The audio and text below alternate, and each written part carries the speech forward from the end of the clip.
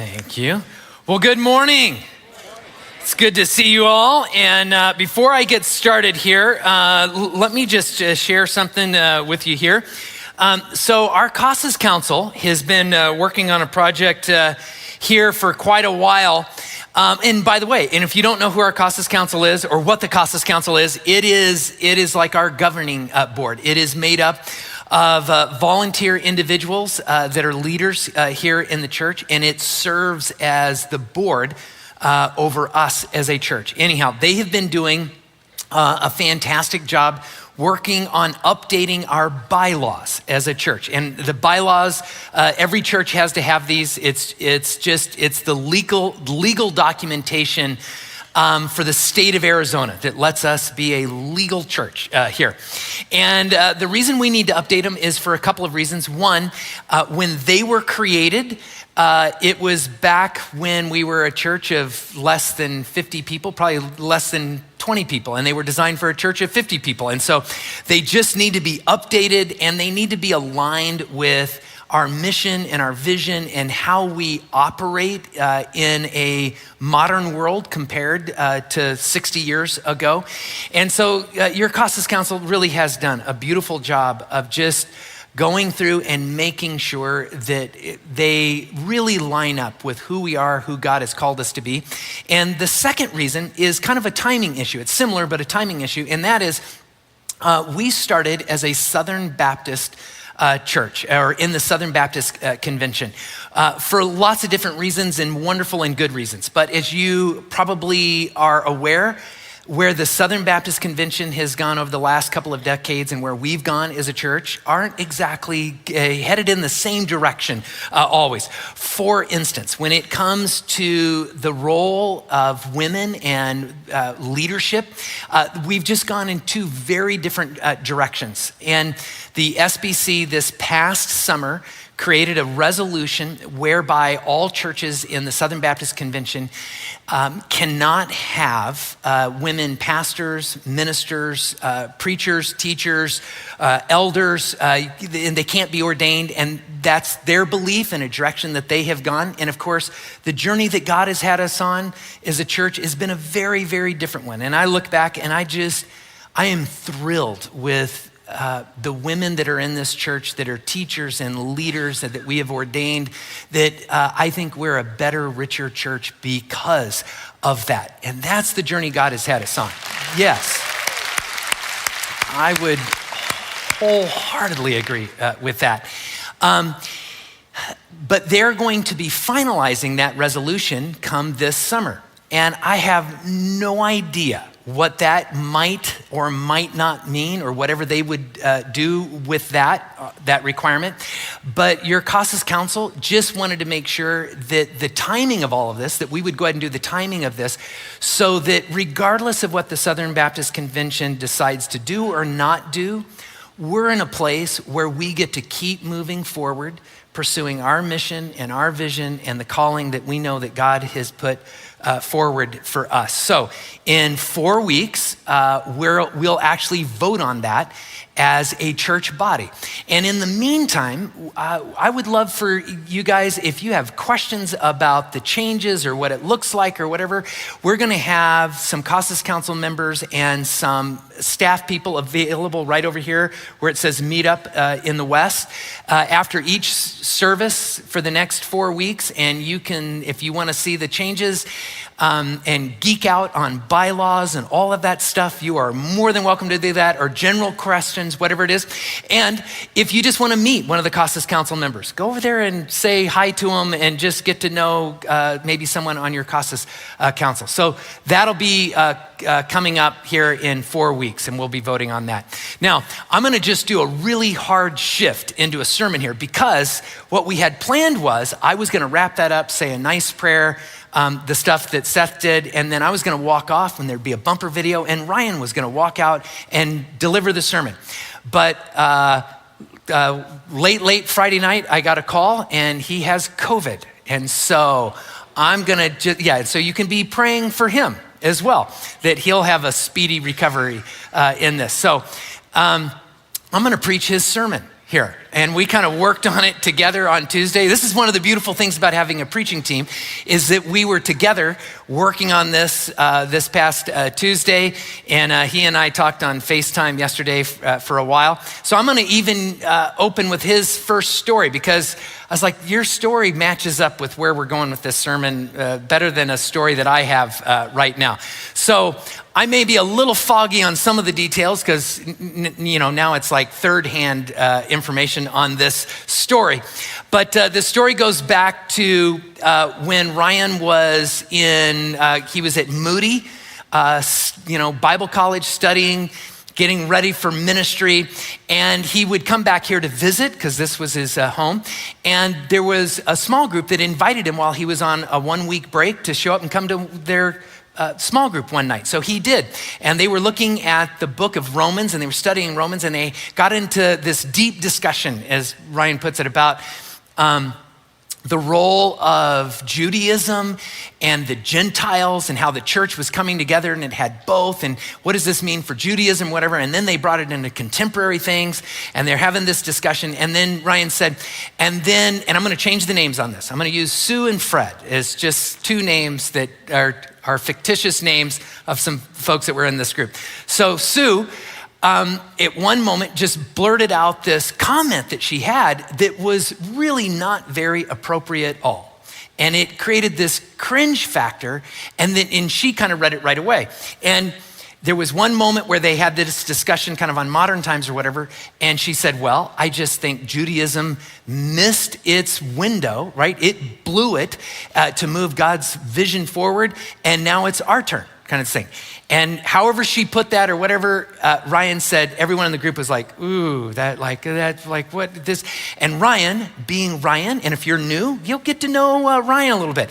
These are the moments where Ryan, especially if you knew Ryan when he was that age, he didn't have a lot of filters at that moment, right? And so Ryan jumps in, and he's been at Bible college. So he jumps in with a big explanation of this thing and gonna correct this whole deal.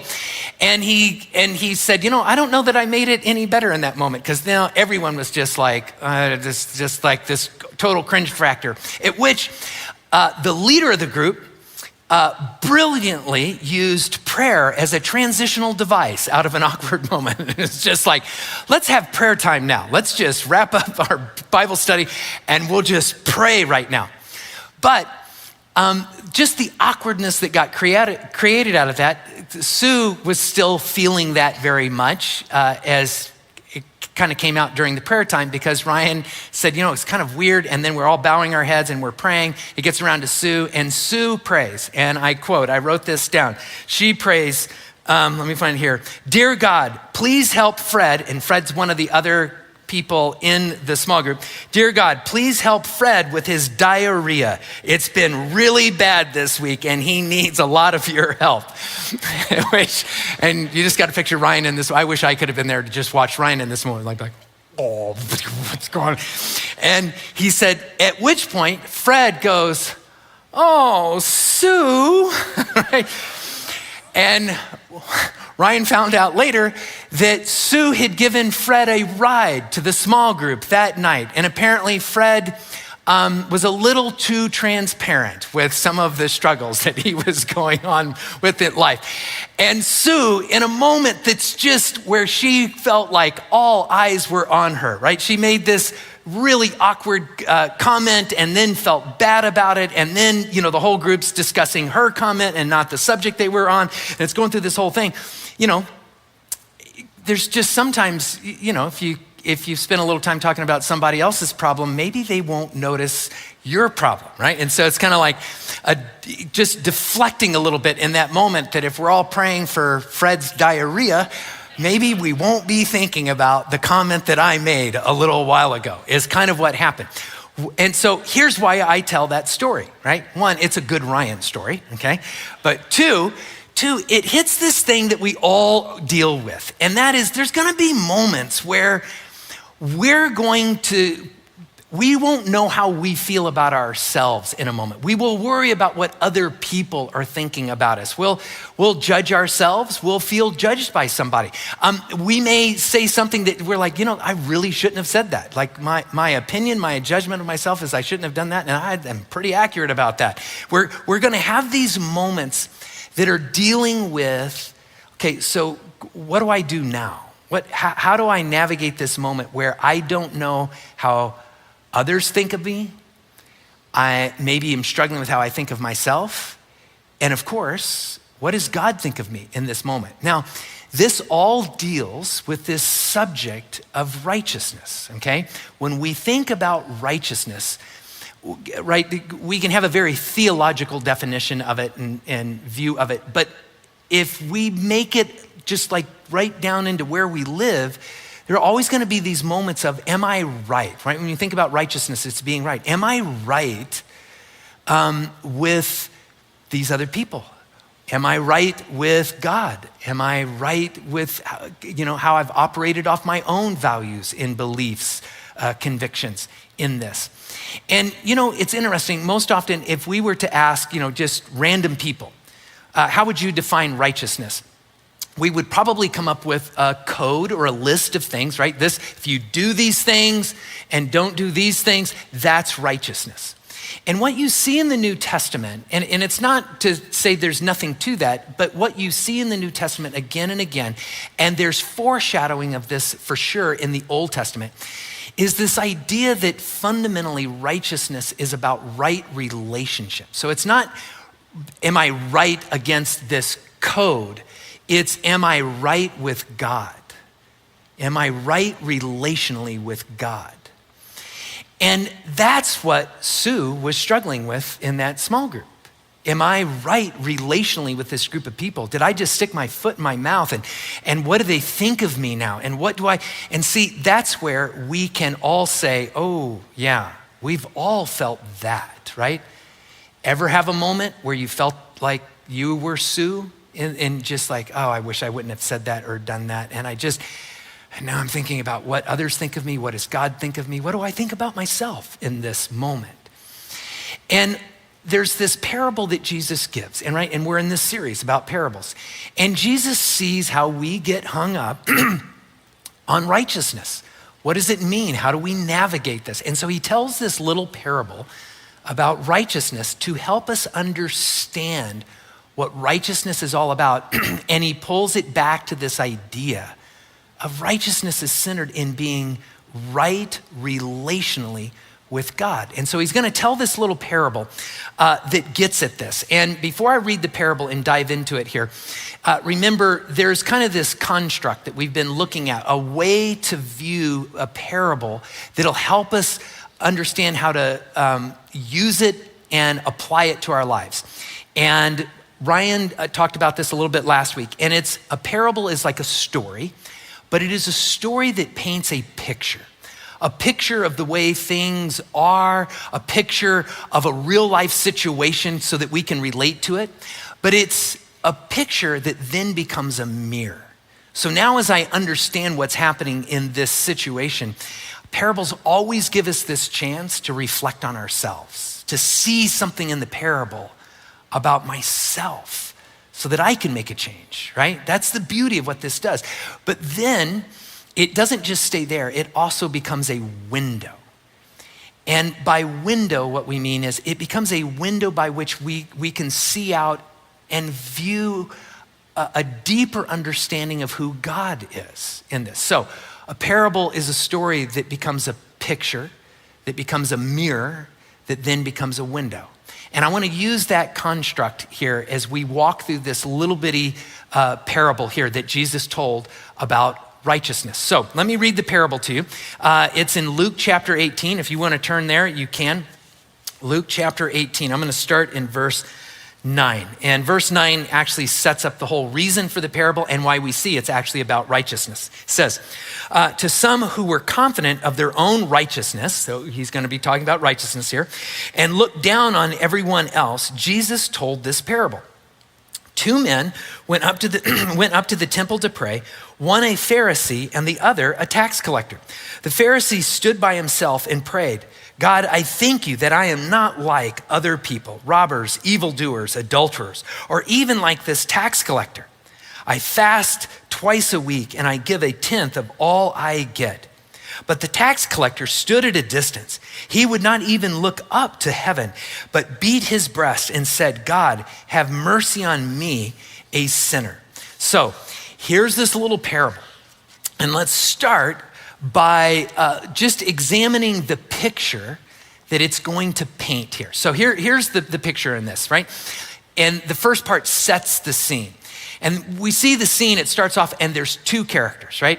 There is a Pharisee and there's a tax collector. And of course, the Pharisee, I don't want to it's easy for us today to just rush into a judgment and go, those lousy Pharisees. But understand, Pharisees were dedicated to studying the scriptures. They were dedicated to following God. Their heart was a heart that wanted to please God and follow God in this. And as the scene gets set here, everyone's first inclination is, if we're talking about righteousness and we have a Pharisee, we're going to be hard pressed to find someone who's going to be more righteous than a Pharisee. And what does Jesus set it up with? A tax collector, right? And tax collectors, and not that tax collectors are thought of highly today. And if you're a tax collector, I'm sorry, we love you and you're still welcome here, right?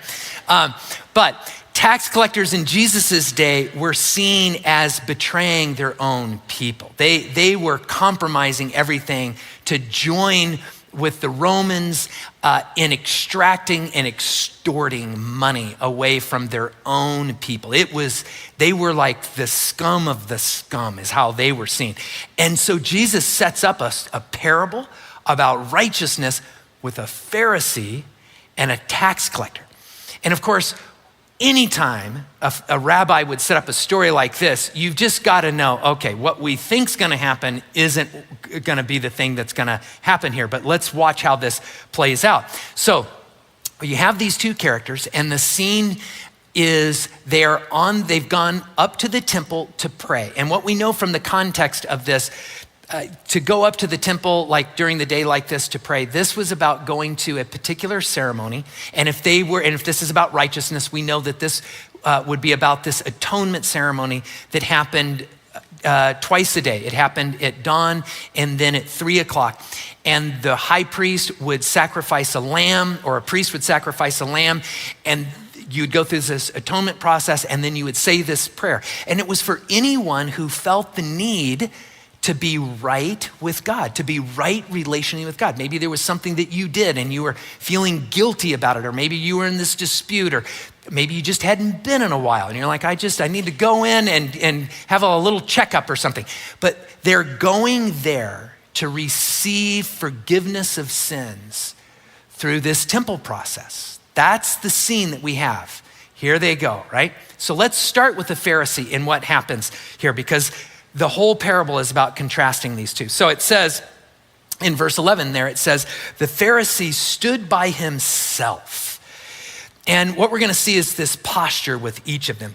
The Pharisee keeps his distance from everybody else here. And what's interesting is both the Pharisee and the tax collector are going to keep their distance, but their postures are different. And the Pharisee, he is standing by himself because he doesn't want to be contaminated by all of these other people. And it's kind of this idea like, okay, I know I'm going here to get forgiveness of my sins, and I know I'm a sinner, right? But I'm not as bad a sinner as all of these other people, is kind of the idea. For instance, very few people ever think of themselves as being sinless, right? If I were, and don't raise your hands, but if I were to say, how many of you think you lived a perfect week last week? Like you just, no sin, you were absolutely perfect. Probably not one hand would go up. And if your hand did go up, whatever, right? Good for you, we don't know. The rest of us, we would be puzzled, right? Even if I said, okay, how many of you have been perfect for the last 24 hours? We'd probably go, I'm not raising my hand for that, right? Because we'd all say we've got some sin. But notice this, how easy it is for us as human beings. When we think about that, we'd never say we're perfect or sinless, but boy, we've got a good idea of who we're better than, right? And you just watch the news and it's just like, man, I'm doing a lot better than a lot of people out there in the world. Like it's just, we always carry this sense of comparison of how we're doing better against this person or that person or compared to this person or that person. And the Pharisee, his posture here, that's what it is. It's like, I know I'm going to the temple to find atonement for my sins for this, and that's something we all need to do, but that doesn't mean I'm as big a sinner as some of these other people here. And his posture is just kind of standing off in that moment. And then we see his prayer. Look back at 11. He says this. He says, I thank you that I'm not like other people. This is what he's praying, that I'm not like other people, robbers, evildoers, adulterers. He finds this way to gauge his sin, right, against their sin in this. Do you feel the deflection in this moment, right? This is and I'm glad I'm not like those people with that diarrhea problem out there, God, right? That's what this is about. This is like, man, look at that and that and that and that. Man, there's kind of this deflection thing going on with his prayer with this. But we get that, right? That there's a thing where it's like, if you want to take a little heat off of what you might feel nervous about, it's always so nice when there's someone else who's got a bigger problem than yours, right? Or doing worse than yours. Angie and I were on vacation recently. So we're over in California and we get into a discussion about the clutter in our cabinets, in our kitchen, right? About we've got too many coffee mugs. And of course we can't just keep it at, we've got too many coffee mugs. We should get rid of some coffee mugs. It's like, well, you probably have more coffee mugs than I do in this thing. Oh, no. If we've got a clutter problem, I mean, maybe I've got too many, but you've got too many than I do in this thing, right? And here we are. We're not even in the state, and we're talking about, our house here in Arizona and blaming and it was kind of and we were smiling and laughing through it most of the time, right? About this. And of course, when we get back to Tucson, what do you think was one of the first things we did? Well, yeah, we're gonna go count those mugs because we're gonna figure out who was the bigger, mug problem in our house on on this thing. And so, we're going through that thing. And I won't tell you the results of the count. Mostly because I don't want to be embarrassed for having lost or something like that. Just a hypothetical on there, But it's that thing where we can't help but get into that comparison thing in this. And what happens when we get into that comparison thing, right? There's this thing that it takes my focus in what direction? Away from me in this. Sometimes instead of wrestling with the thing inside of me that I need to wrestle with, it's so much easier if I see the thing that we can talk about that you need to wrestle with. Because then I don't have to look at me in this thing, right? And there's just this is what's so brilliant about Jesus. He just starts painting this picture here. Because if I can get other people around me to look at you, then maybe I don't need to look at me. See, here's the deeper side of this. This Pharisee is praying, and his prayer never turns towards what's in here, really. See? And it allows him to avoid looking at himself in this whole thing.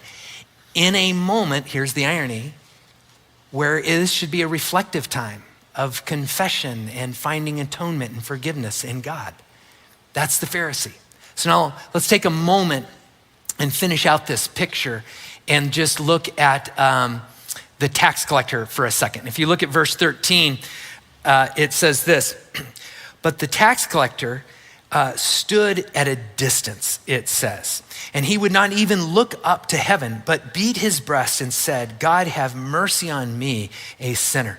So this tax collector, he stands at a distance as well, but there's this subtlety in the text that tells us about the difference in their postures.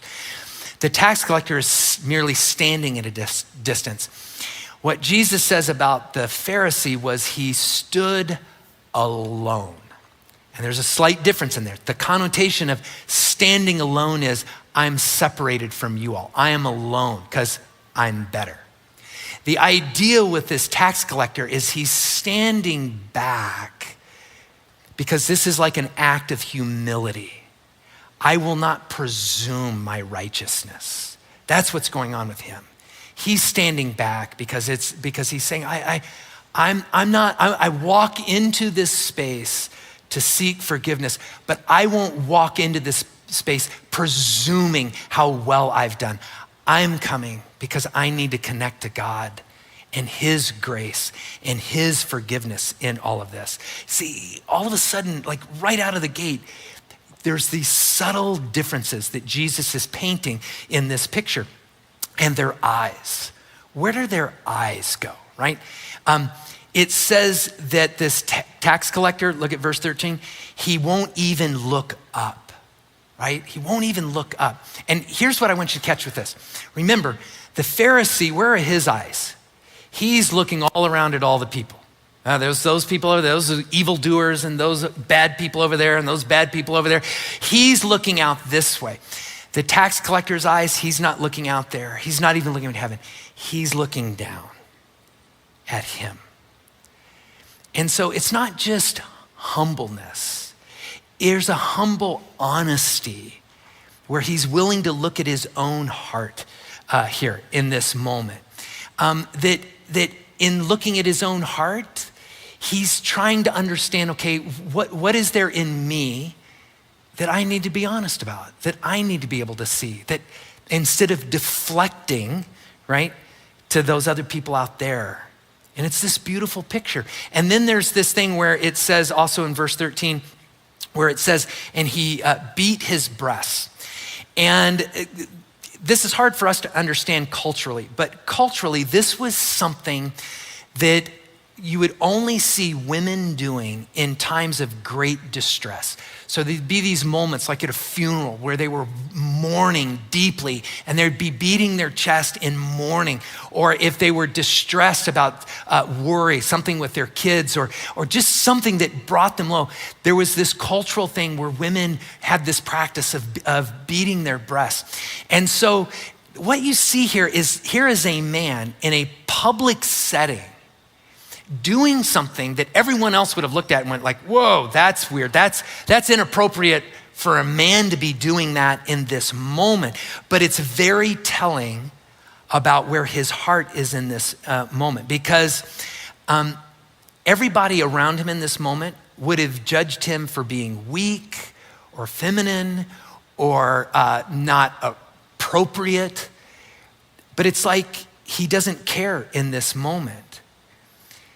What's happening here in this moment is an indication that it is more important for him to approach God in a way to be right relationally with God, regardless of what other people might think. He's just letting go of what other people think in order to wrestle with what's going on in his heart.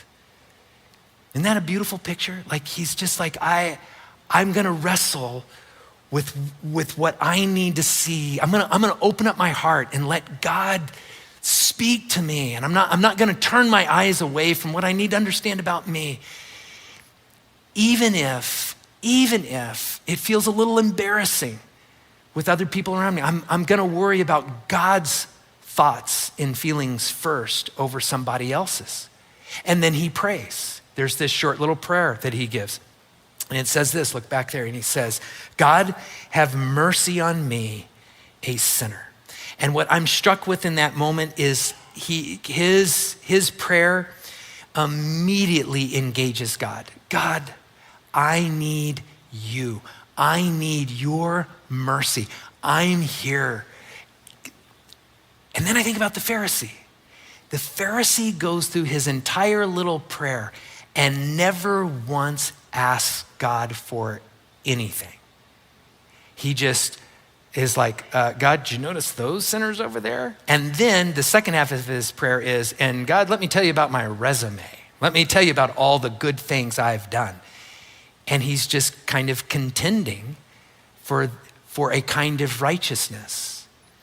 And so we see these two different views of righteousness that get pictured in this moment. There's a Pharisee that is contending for righteousness. He's trying to compare himself to others that lifts himself up. He's trying to contend for the things that he's doing that would make him righteous in all of this. But here's the problem with that. That kind of righteousness in the end always does harm. It does harm with everyone who would have heard what he said within earshot, including this tax collector. Think about a moment after this whole ceremony is over and they're all walking out. And now they're walking out and they see the Pharisee and they heard what he prayed about them. And that's just a kind of judginess that in the end does harm. But the truth is it also does harm to him, because that kind of contending has kept him from putting his eyes down and humbly opening his own heart about, God, is there something you want to do in me in all of this? That's the picture we get. So now, here's what I want to do. I want to take the rest of my time and just quickly walk through what happens when this picture, this beautiful little story that Jesus told us, now becomes a mirror, right? And this is the part we don't always like in these moments, but it's so valuable, right? This is the beauty of this. So, as a mirror, I would just start out in this. There's this beautiful thing that we see with the tax collector. And the mirror becomes a thing of like, do I deflect, or do I find a way to humbly approach God and not push those things away in my heart that I need to work on? And I just ask that as a question. And what I want to do is I want to put two challenges with this idea or this question here. And the first one is this: take the courage to be honest to who you are, where you are, as you are. And what I mean by this is have the courage to look at your own heart, to be vulnerable before God, because that's a hard thing to do. That really is. But first, have the courage to be honest with who you are, right? Sometimes we get into this comparison thing and we can try to compare ourselves to somebody else.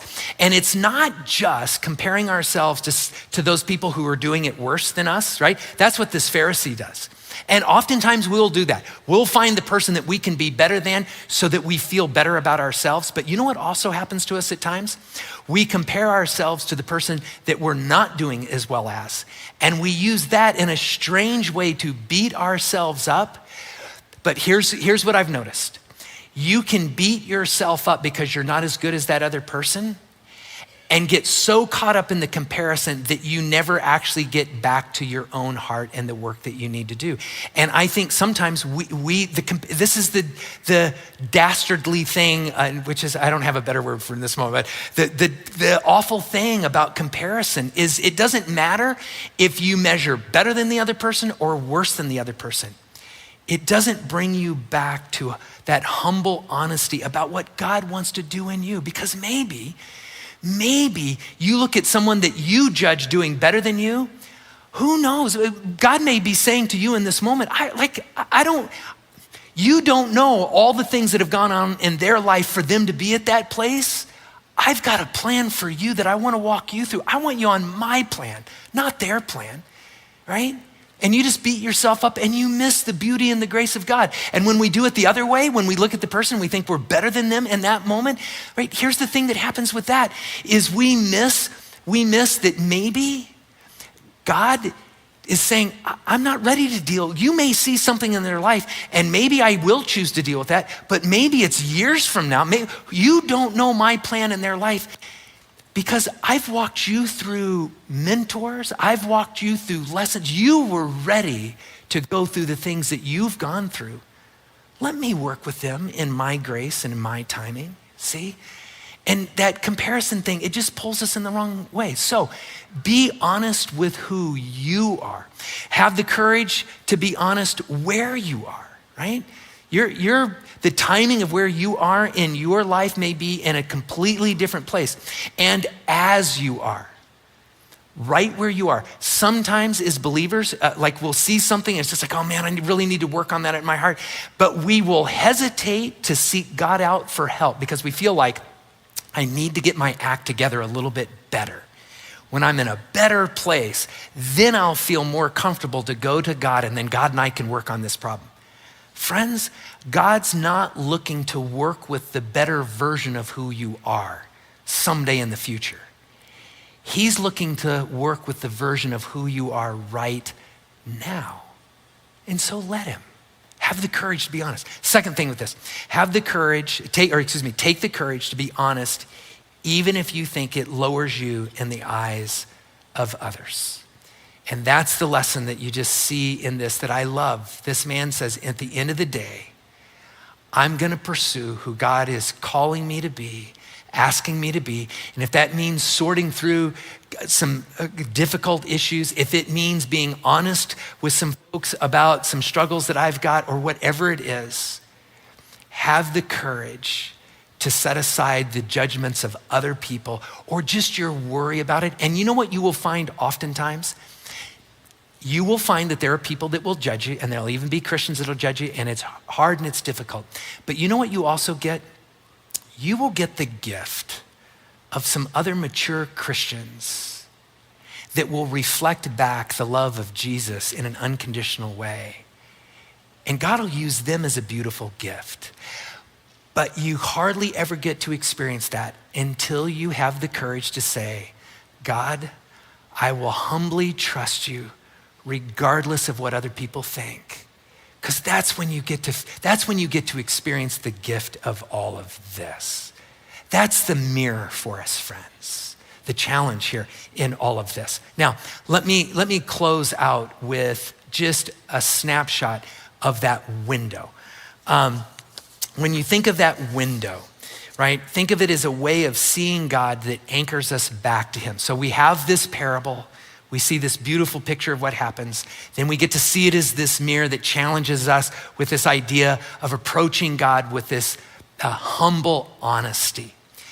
And that takes courage. But if we can see the parable turn into a window where we can see God in a fresh way, what we see in the character of God will encourage us in having the ability to take courage. Because there's something we'll see about God in this that is really, really beautiful here. And to point at this, I want to go back to the beginning of the parable of what we read actually before the parable in verse 9 where it says this. It says, to some who were confident of their own righteousness, he says here in this thing. Now that the Greek word for their own confidence can be can be translated as trust in themselves.